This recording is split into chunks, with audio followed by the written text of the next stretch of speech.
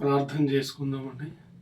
సర్వోన్నతుడైన యేసయ్యా నీకే స్తోత్రాలు. ఉదయకాలం మరొకసారి నీ సన్నిధిలో కూడి ప్రార్థించే భాగ్యం అనుగ్రహించినందుకు స్తోత్రాలు. ఈరోజు నీ యొక్క మాటలు మేము చదువుకునిచుండగా యేసయ్య మాకందరికీ ఈ మాటలు ఉండిన ప్రతి ఒక్కరికి ఆ మాట దీవెనకరంగా ఆశీర్వాదకరంగా మార్చమని వాక్యమైన యేసు నామములో అడుగుచున్నాము తండ్రి. ఆమేన్ ఆమేన్. దేవుని పరిశుద్ధ నామానికి వందనాలు. ఉదయకాలం దేవుని మాటలు వింటున్న ప్రతి ఒక్కరికి కూడా యేసయ్య నామములో ప్రత్యేకమైన వందనాలు తెలియజేస్తున్నారని ఈరోజు దేవుని యొక్క వాక్యాన్ని మనం చదువుకుందాం. యెషయా గ్రంథం 14వ అధ్యాయం 24వ వచనంలో సైన్యములకు అధిపతి యెహోవా ఇలాగూ సెలవిచ్చుచున్నాడు, నేను ఉద్దేశించినట్లు నిశ్చయముగా జరుగును.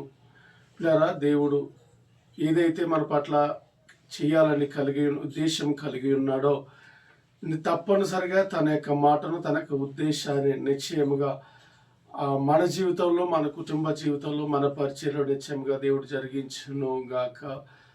మెయిన్ పిల్లరా, గడిచిన జూన్ మాసం అంతా కూడా 6వ నెలంతా కూడా దేవుడు మనల్ని ఎంతగానో కాపాడి ప్రయాణాల్లో సమస్తములో ఆయన సహాయం మనకు అనుగ్రహించి మంచి ఆరోగ్యాల చేత మనందరినీ దేవుడు ఎంతగానో కాపాడి మరలా ఈ జూలై మాసం 1వ తారీఖున 7వ నెలలో ఎలాగున ఆయన సన్నిధిలో ఎలాగున దేవుని యొక్క మాటలు ధ్యానించుకునే అవకాశాన్ని, ఆయన స్తుతించి ఆరాధించే అవకాశాన్ని దేవుడు మనకి ఎంతగానో అనుగ్రహించారు. ఎన్నో ప్రమాదాల నుంచి, ఎన్నో సమస్యల నుంచి, ఎన్నో ఇబ్బందుల నుంచి గడిచిన జూన్ మాసం అంతా కూడా దేవుడు తన రెక్కల చాటున కోడి తన పిల్లలను ఎలాగో రెక్కల చాటున కాపాడుకుంటుందో అలాగా మనల్ని, మన కుటుంబాలను, మన సేవకులను, మన పరిచయులు, మన సంఘటనలందరినీ కూడా దేవుడు అలాగూ కాపాడి ఈ జూలై మాసం 1వ తారీఖున ఆయన ప్రవేశపెట్టినందుకు దేవుని నామానికి మహిమ కలుగునుగాక. ఇది 7వ నెల.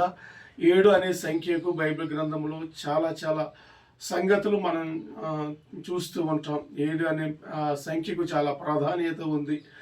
7 అనే మాటలు అనేకమైన సందర్భాలు బైబిల్ గ్రంథంలో ఉన్నాయి. కనుక ఈ ఉదయకాలం దేవుని మాటలు వింటున్న మన యొక్క జీవితంలో నిశ్చయముగా ఈ 7వ నెలలో మొదటి ప్రారంభం నుంచి దేవుడు ఈరోజు మనం చదువుకున్నట్లుగా యెషయా గ్రంథం 14:24 వచనంలో చదువుకున్నట్లుగా దేవుడు ఏదైతే మన పట్ల, మన కుటుంబాల పట్ల, మన బిడ్డల పట్ల, మన పరిచర్య పట్ల, సేవకుల పట్ల, కుటుంబాల పట్ల దేవుడు ఏదైతే చేయాలని అనుకున్నాడో తన ఉద్దేశాలన్నీ కూడా ఈ 7వ నెల మొదటి దినాన్నించి ఆయన ప్రారంభించును గాక.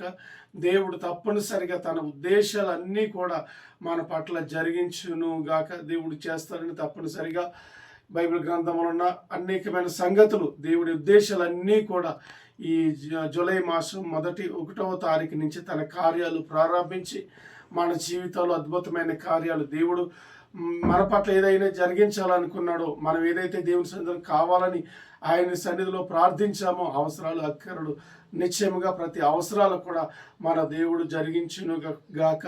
తన ఉద్దేశాలు మన పట్ల నెరవేర్చును గాక. అటువంటి కృప పరిశుద్ధాత్మ దేవుడు మనకు అందరికీ అనుగ్రహించి నడిపించును గాక. ఆమేన్. ప్రార్థన చేసుకుందాం. ప్రేమ స్వరూపైన యేసయ్య స్తోత్రాలు. ఈ ఉదయకాలం మరొకసారి నీ సన్నిధిలో ఇలా ప్రార్థించి భాగ్యాన్ని అనుగ్రహించినందుకు స్తోత్రాలు. గడిచిన మాసం అంతా కూడా కాపాడి ఈ 7వ నెల జూలై మాసంలో మనం ప్రవేశించబెట్టినందుకు స్తోత్రాలు తండ్రి. ఈ ఉదయకాలం ఎంతమంది ఈ మాటలు వింటున్నారు, ఈ ప్రార్థనలు ఏకీభవించారు, నిశ్చయముగా వారందరిపై నీ కృపా కరుణ కటాక్షాలు తోడుగా ఉంచండి. ఈరోజు మేము వాక్యం చదువుకున్నట్లుగా, ధ్యానించినట్లుగా నీ ఉద్దేశాలన్నీ ఏవైతే చేయాలని ప్రార్థించిన వారి పట్ల, నిన్ను ఆరాధించిన వారి పట్ల నువ్వు కలిగి ఉన్నావో, ఇదిగో జూలై మాసం 7వ నెల 1వ తారీఖు నుంచి ఆ కార్యాలు నీవే ప్రారంభిస్తున్నందుకు స్తోత్రాలు. కార్యాలు జరిగించి మేలు చేసి నడిపించమని యేసయ్య నామములో అడుగుచున్నాము తండ్రి. ఆమేన్ ఆమేన్.